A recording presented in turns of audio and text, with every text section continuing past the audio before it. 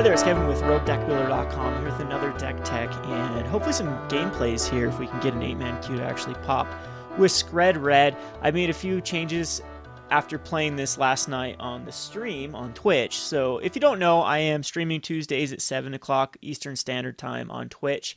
I'm still noob when it comes to Twitch, so I have a lot of bugs to work out. But anywho, that is up for everyone that wants to go watch Twitch Tuesdays 7. If I decide I like Twitch, I'll start doing it maybe 2 or 3 times a week. But for now, I'm just committed to 1 day a week. Anyhow, this is Skred Red. This is the big red version of Skred Red. That means it doesn't use Demigod of Revenge or the Boros Reckoner. I am not a fan of that build, even though it, as we saw on the Twitch channel, the Boros Reckoner is way good in the mirror, and it's pretty good against certain decks, but I wouldn't say... let's just check the metagame, and I'll show you why I don't like the Boros Reckoner. So, right off the bat, the modern metagame has Grixis, Delver, Affinity, Twin, and Burn, all at the top slots, and Boros Reckoner is terrible against all of those decks. It's okay against Affinity, but what ends up happening is the thing flies over top of it, and you just can't race Affinity if you're going to try to go Boros Reckoner, and I think you just...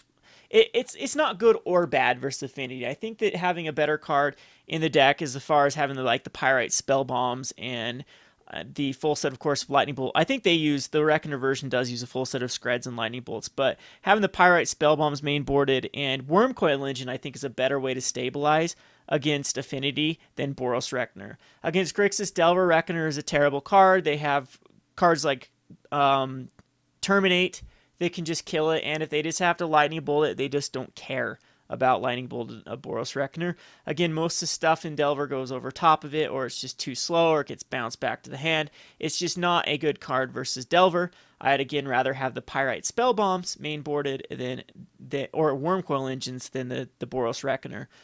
Against Twin, it's just a card that comes down and just looks stupid. It doesn't block anything favorably. Again, they can just bolt it off. They'll just combo off. It doesn't help you go the anti-combo. It's just kind of a dead card.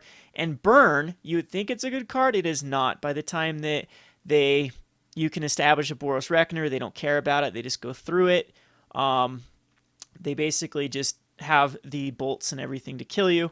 So it's decent versus Burn. I have to admit it's probably better than a lot of things. So you wouldn't want to take it out versus Burn. But it's just not the greatest. It's not one of those ooh, this card's going to get you there. Against Bloom Titan, it's too slow. It doesn't do anything, doesn't block favorably a Primeval Titan. Merfolk could be pretty good against, but that's awesome that Merfolk is starting to see more popularity again. It's just awesome because I bought over 250 Tidebinder mages, so that's why I'm cheering for Merfolk. A little bit of corrupt Kevin here, hoping that Merfolk actually goes up in price. Maybe I should play the death of it. I just hate Merfolk. Merfolk is probably the anti-Kevin style. I know that it might seem counterintuitive because I like synergy and Merfolk's all about synergy, but it just isn't my playstyle. I can't stand Vial decks because they're so dependent on Vial dropping on first turn. And Merfolk, I've played this deck, but it's just never really caught my fancy. So, Boros Reckoner, okay, that's fine, but they can end up just vaporing, snagging it, and going through it through the Island Walk.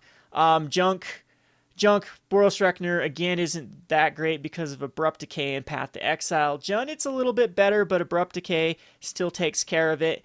And the good thing about Skred Red is they don't have a lot of targets to Abrupt Decay. If you add Boros Reckoner, they have a wonderful target to Abrupt Decay. Scapeshift is just too slow. Esper Mentor, it's decent against, but again, not the greatest. And the Tron, way too slow. Elves would be good against, and Storm, it's way too slow. So look at just the metagame here. Reckoner just doesn't do a hell of a lot. I understand that late game you can throw a Reckoner and Skred your own Reckoner for the rest of the damage. I wonder how many times that actually happens. Anyway, let's just look at Skred. Skred itself versus the metagame. Very good against Delver, very good against Affinity. It's pretty 50-50 against Twin. It's pretty 50-50 against Burn post-sideboard. It's about 50-50 versus Bloom Titan. It's very good versus Merfolk and have the advantage versus Junk and Jund. So I think Skred is a great time to be playing in the metagame. Another wonderful thing to be playing right now in the metagame would be Soul Sisters. The top 4 decks are very easy for Soul Sisters to beat. You are very favorable versus all 4 of these. Incredibly favorable versus Burn, incredibly favorable versus Twin, incredibly favorable versus Delver and Affinity. In fact, those are some of the easiest matchups in the entire world.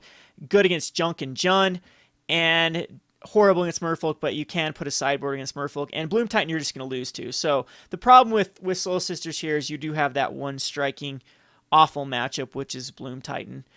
Scape Shift is okay. Esper Mentor is actually harder than you'd think. Tron is terrible. You have to have so much hate, and I've taken out a lot of hate in the sideboard for Tron.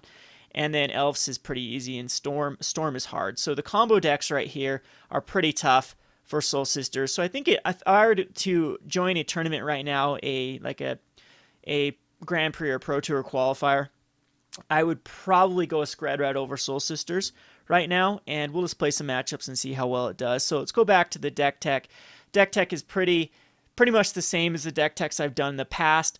We have cut the Stormbreath Dragons for 2 more Wormcoil Engines. I just think that Wormcoil Engines are so key to so many different matchups. I'm preferring it a little bit over Batterskull, as it is a larger body, and then if they do kill it, then it does. I mean, I guess the advantage over the Batterskull over Wormcoil Engine is Path to Exile, but then Batterskull can actually be killed with cards. Any sort of artifact removal can actually kill the Batterskull, and then yeah, it's pretty bad if they do that. Wormcoil Engine get a 3/3 Death Toucher and a Lifelinker. So anyway, we will go on to some matchups. I'm still being very, very, very, very, very stubborn in running the 4 Mind Stones. I love them. That's kind of how me and Morton differ. He's cut them down to 2, I believe now. He might still have 3, but I like the full play set of Mind Stones. I think they're, again, incredible. And I do like the three Pyrite Spell Bombs in the main board.